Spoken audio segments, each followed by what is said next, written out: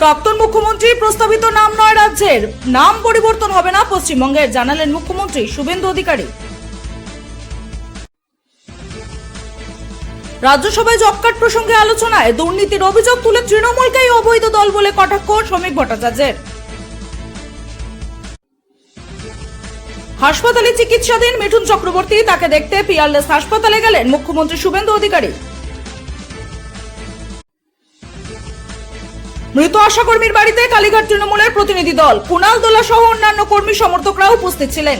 দলের সভানেত্রীর নির্দেশে এই পরিদর্শন বলে জানাল কুণাল ঘোষ।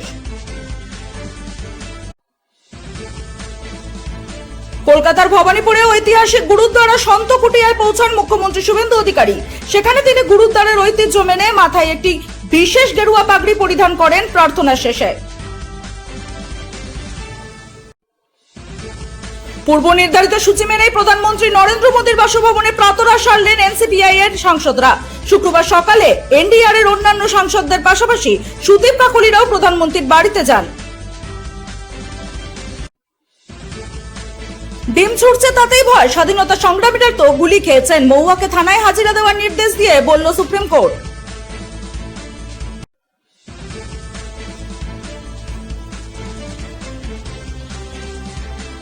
জোড়া ঘূর্ণাবর্তের সঙ্গে সক্রিয় বর্ষা, দক্ষিণবঙ্গে আরো 3 দিন ভারী বৃষ্টিপাতের সম্ভাবনা রয়েছে।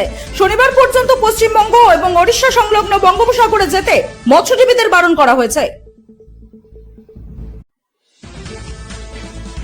ইউপিআই লেনদেনে মাসুল, তীব্র বিরোধিতায় সিপিএম, মানুষের উপর পরোক্ষ চাপ বাড়ার আশঙ্কায় পলিট ব্যুরো।